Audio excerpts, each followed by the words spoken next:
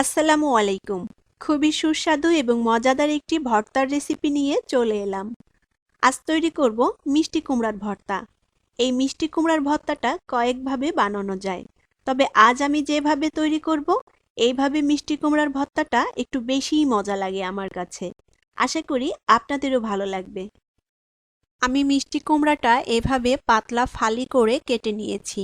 খুব বেশি মোটা করে কাটিনি, কারণ মিষ্টি কুমড়াটা আমি আজকে ভেজে তারপরে ভর্তা তৈরি করব। একটু পাতলা করে মিষ্টি কুমড়াটা কেটে নিলে তাড়াতাড়ি সিদ্ধ হয়ে যাবে। এখন আমি এই মিষ্টি কুমড়ার মধ্যে কিছুটা লবণ দিয়ে দিব। লবণ দিয়ে মিষ্টি কুমড়াটা খুব ভালো করে মেখে নিব। এই মিষ্টি কুমড়াটা সিদ্ধ করেও ভর্তা করা যায়, তবে সিদ্ধ করে ভর্তা করার চেয়ে এইভাবে ভাজি করে ভর্তা করলে মিষ্টি কুমড়ার স্বাদটা অনেক ভালো হয়। প্যান গরম করে প্যানে 2 টেবিল চামচ পরিমাণ তেল দিয়ে দিব। এখন এই তেলের মধ্যে আমি মিষ্টি কুমড়াগুলো দিয়ে দিব। চুলোর আঁচটাকে অল্প রেখে আমি মিষ্টি কুমড়াগুলোকে ভেজে নিব, আর মিষ্টি কুমড়াগুলো আমি একটু পোড়া পোড়া করে ভাজবো।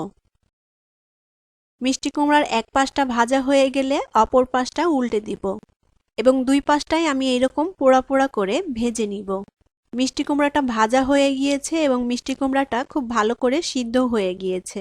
এখন মিষ্টি কুমড়াটা তেল থেকে তুলে নিব। এভাবেই আমি সব মিষ্টি কুমড়াগুলো ভেজে নিব। আমি এখানে 5টা শুকনা মরিচ নিয়েছি। শুকনা মরিচটা আমি তেলের উপর দিয়ে ভেজে নিয়েছি। আর নিয়েছি 4 কোয়া রসুন। রসুনটাও আমি তেলের উপর দিয়ে ভেজে নিয়েছি। 2টা কাঁচামরিচ নিয়েছি, কাঁচামরিচটাও ভেজে নিয়েছি। আর নিয়েছি পেঁয়াজ কুচি।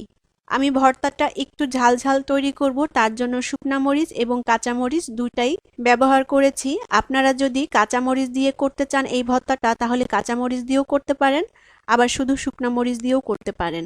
এখন সামান্য লবণ দিয়ে আমি শুকনা মরিচটা গুঁড়ো করে নিব। আর লবণটা খুবই অল্প করে দিতে হবে, কারণ আমি মিষ্টি কুমড়ার সাথে লবণ দিয়ে মিষ্টি কুমড়াটা ভেজে নিয়েছিলাম। শুকনা মরিচের সাথে আমি রসুন, কাঁচামরিচ এবং পেঁয়াজটা খুব ভালো করে মেখে নিব। এবার এর মধ্যে দিয়ে দিব 1 টেবিল চামচ পরিমাণ সরিষার তেল। সরিষার তেল দিয়ে আবারও পেঁয়াজ মরিচটা ভালো করে মেখে নিব। এ পর্যায়ে দিয়ে দিব কিছু ধনিয়া পাতা কুচি। আবারও সবকিছু ভালো করে মেখে নিতে হবে।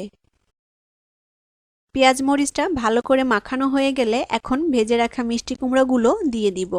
এবার সবকিছু মিষ্টি কুমড়ার সাথে ভালো করে মেখে নিতে হবে। আর মিষ্টি কুমড়াটা যদি এইভাবে ভেজে তারপরে ভর্তা করা হয়, তাহলে মিষ্টি কুমড়ার স্বাদটা অনেক বেড়ে যায় এবং খেতেও খুবই ভালো লাগে। গরম ভাতের সাথে খেতে অসাধারণ লাগবে। আশা করি আমার আজকের রেসিপি আপনাদের ভালো লেগেছে। আর রেসিপি ভালো লাগলে অবশ্যই ভিডিওতে একটা লাইক দিবেন এবং ভিডিওটি শেয়ার করবেন। আর আমার চ্যানেলটি সাবস্ক্রাইব করে আমার সাথেই থাকবেন। সবার সুস্থ ও নিরাপদ জীবন কামনা করি। ভালো থাকবেন সবাই।